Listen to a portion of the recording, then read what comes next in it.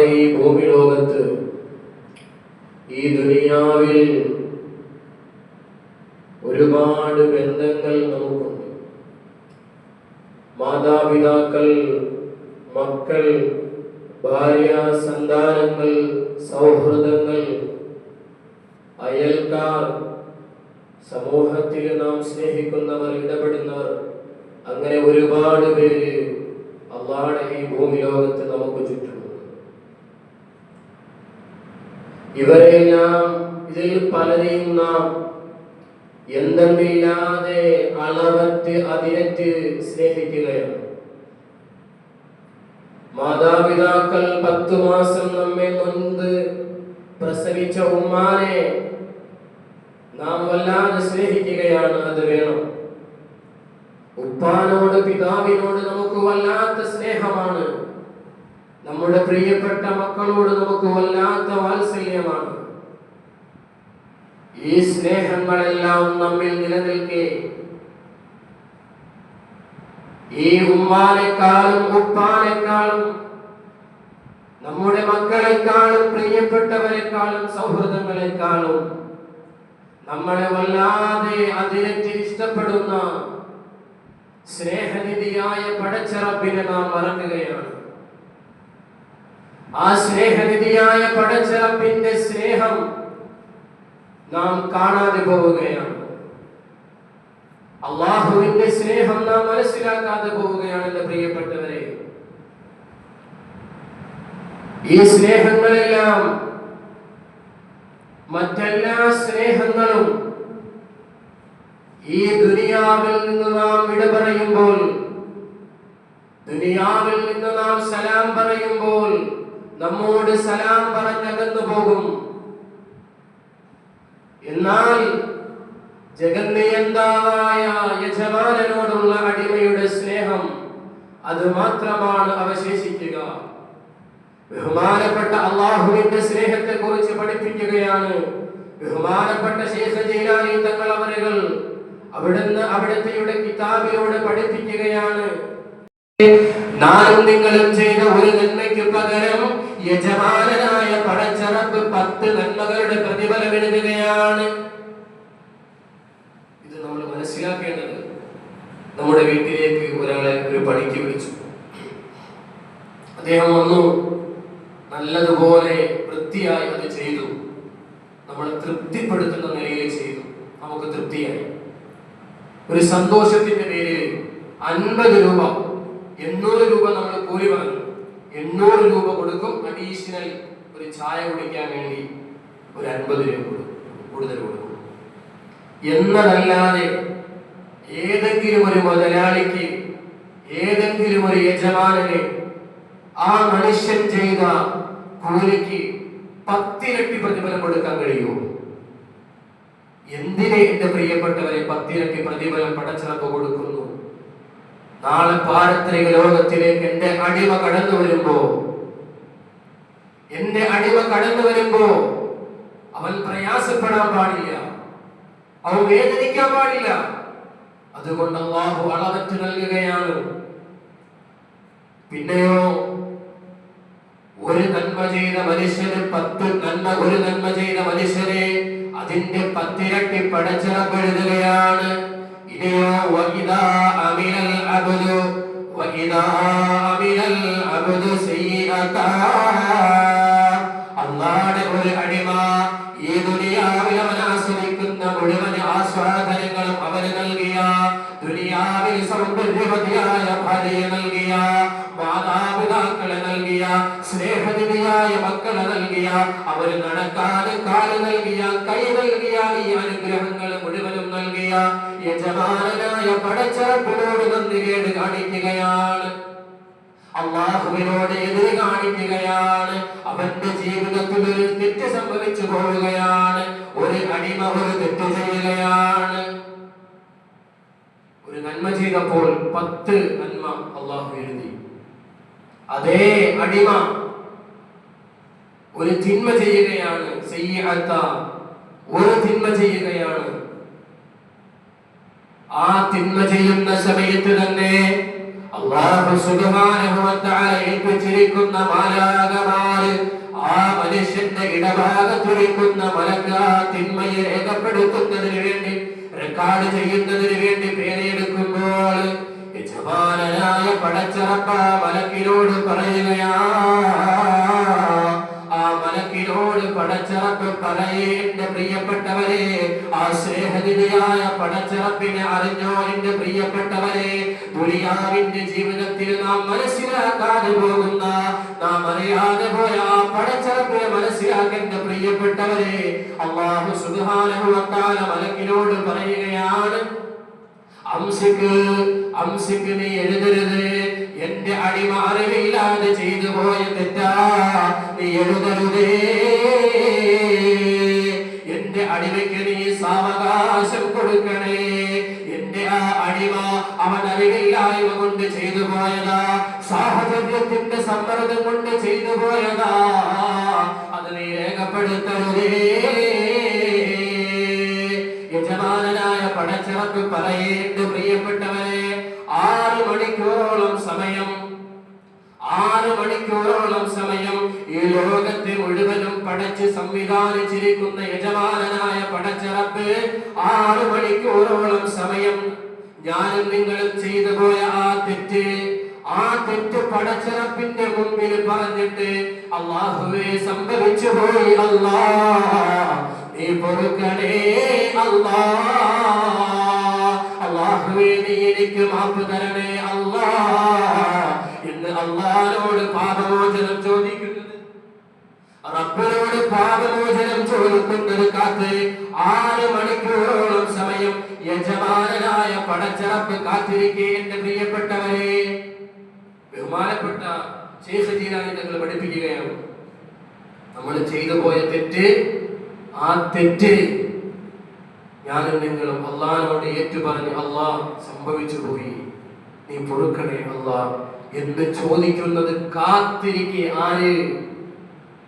എന്നെയും നിങ്ങളെയും പടച്ച് നമുക്ക് ഭക്ഷണം നൽകുന്ന, എല്ലാം നൽകുന്ന റബ്ബിന്റെ പ്രിയപ്പെട്ടവരെ, ജോലിയില്ലാത്ത ആളല്ല, യജമാനനായ പടച്ചറബ് കാത്തിരിക്കേണ്ട പ്രിയപ്പെട്ടവരെ, നമ്മുടെ തിന്മ രേഖപ്പെടുത്തുന്ന മലക്ക് കാത്തിരിക്കേ. ഇനിയോ 6 മണിക്കൂർ സമയം അല്ലാഹു കാത്തിരിക്കുകയാണ്, യജമാനനായ പടച്ചറബ് കാത്തിരിക്കുകയാണ്. അടിമ പാപമോചനം ചോദിക്കുന്നതിന് എന്റെ പ്രിയപ്പെട്ട അടിമ, അവൻ ചെയ്തു പോയ തെറ്റിനോട് പാപമോചനം ചോദിക്കുന്നതിന് പടച്ചറബ് കാത്തിരിക്കുകയാണ്.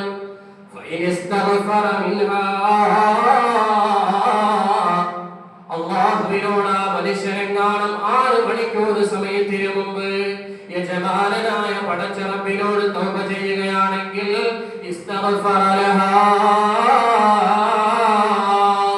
അല്ലാഹു ആ മനുഷ്യന് പുറത്തു കൊടുക്കുകയാണ്. അല്ലാഹുവോട് ചോദിക്കുന്ന നിലയിൽ ചോദിക്കുകയാണ്, എനിക്ക് പുറത്തു തരണേ അല്ലാ. എങ്ങനെ എന്റെ പ്രിയപ്പെട്ടവരെ ചോദിക്കേണ്ടത്? നീ ചെയ്ത തെറ്റിൻ്റെമൂർത്തിയിട്ടുടനടി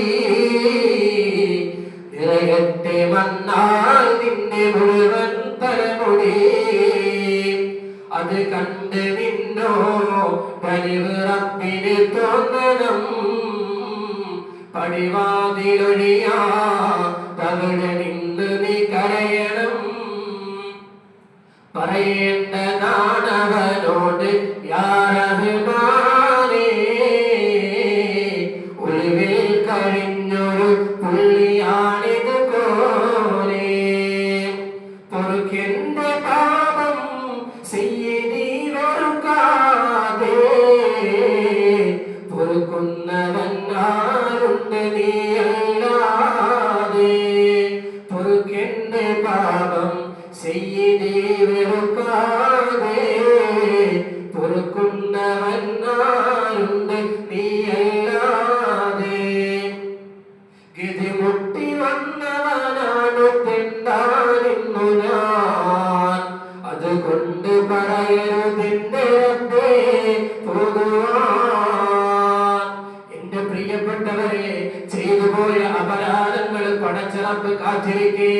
ഞാനും നിങ്ങളും ചെയ്തുപോയ പടച്ചറപ്പിനോട് എണ്ണി പറഞ്ഞ്, യജമാനനായ പടച്ചറപ്പിനോട് പറഞ്ഞ് അവനോട് പാപമോചനം ചോദിക്കാൻ, എന്റെ അടിമ പാപമോചനവും ചോദിക്കുന്നതും കാത്ത് യജമാനനായ പടച്ചറപ്പ് കാത്തിരിക്കെ എന്റെ പ്രിയപ്പെട്ടവരെ, ഇതുപോലെ നമ്മെ സ്നേഹിക്കാൻ ആർക്കാണ് എന്റെ പ്രിയപ്പെട്ടവരെ കഴിയുക? ദുനിയാവിലെ സകലമായ എല്ലാ സ്നേഹബന്ധങ്ങളും അവസാനിക്കും. മഹ്ശറിന്റെ മണ്ണിലേക്ക് കടന്നു വരുമ്പോ ദുനിയാവിലെ നമ്മുടെ സകലമായ സ്നേഹബന്ധങ്ങളും അവസാനിക്കും. പരിശുദ്ധമായ ഖുർആൻ പഠിപ്പിക്കുന്നുണ്ട്, മാതാപിതാക്കൾ മക്കളെ ഉപേക്ഷിച്ചിട്ട് പോകും, മക്കള് മാതാപിതാക്കളെ തള്ളിപ്പറയും. അല്ലാഹുവിന്റെ ഭീകരമായ നരകം കണ്ട്, മഹ്ശർ കണ്ട് മക്കൾ മാതാപിതാക്കളെ തള്ളിപ്പറയും, മാതാപിതാക്കൾ മക്കളെ തള്ളിപ്പറയും. എത്രത്തോളം എന്ന് പറഞ്ഞാൽ, ഞാൻ ചെയ്തു പോയ അപരാധങ്ങൾ എന്റെ പെറ്റുമ്മാന്റെ തലയിലേക്ക് വെച്ച് കെട്ടി രക്ഷപ്പെടാൻ കഴിഞ്ഞിരുന്നെങ്കിൽ, അല്ലാഹ് എന്റെ പ്രിയപ്പെട്ട ഉമ്മാന്റെ തലയിലേക്ക് വെച്ച് കെട്ടി, വാപ്പാന്റെ തലയിൽ വെച്ച് കെട്ടിയിട്ട് രക്ഷപ്പെടാൻ കഴിഞ്ഞിരുന്നെങ്കിൽ അല്ലാഹ് എന്ന് വല്ലാതെ കൊതിക്കുന്ന സമയം. പ്രവാചകന്മാർക്ക് ഒരാൾക്കും സഹായിക്കാൻ, അല്ലാഹുവിന്റെ മുത്തുനബി ഒഴികെ ഒരാൾക്കും സഹായിക്കാൻ കഴിയാത്ത മഹ്ശറയുടെ ആദ്യഘട്ടത്തില് ഒരാൾക്കും സഹായിക്കാൻ സാധ്യമല്ലാത്ത ആ മഹ്ശറിൽ, എന്നാൽ ആ മഹ്ശറിലും ആ ഭീകര അവസ്ഥയിലും അല്ലാഹു രക്ഷപ്പെടുത്തി വിടുന്ന ഒരു വിഭാഗം ജനങ്ങളുണ്ട്. സമയം അതിക്രമിച്ചതുകൊണ്ട് അല്ലാഹു സുബ്ഹാനഹു വ തആല അല്ലാഹുവിനെ സ്നേഹിക്കാൻ,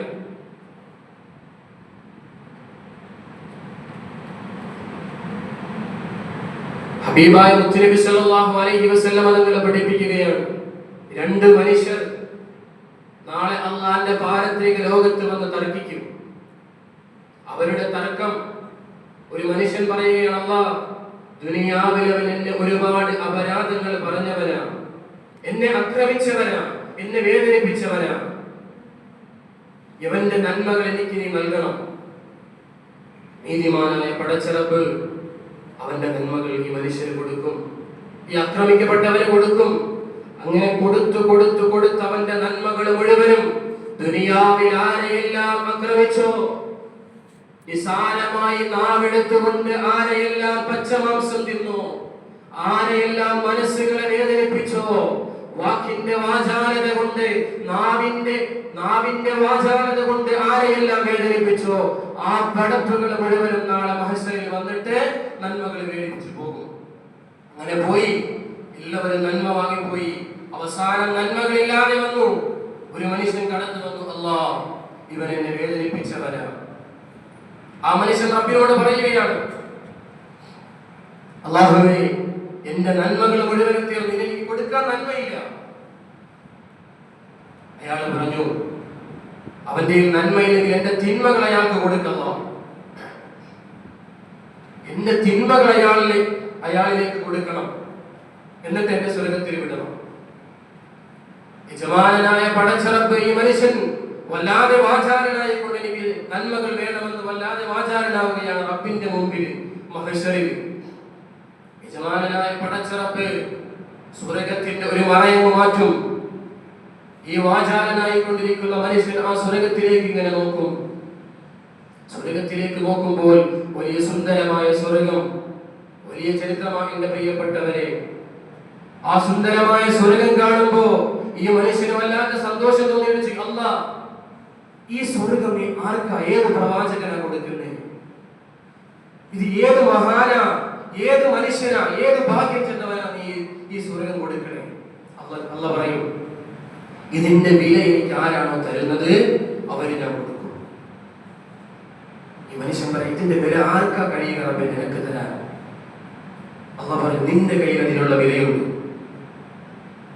നീ നിന്റെ ഈ സഹോദരന് പുറത്തു കൊടുത്താൽ, നിന്റെ ഈ സഹോദരന് മാപ്പ് കൊടുത്താൽ നിനക്കുള്ളതാണ് ആ സ്വർഗം.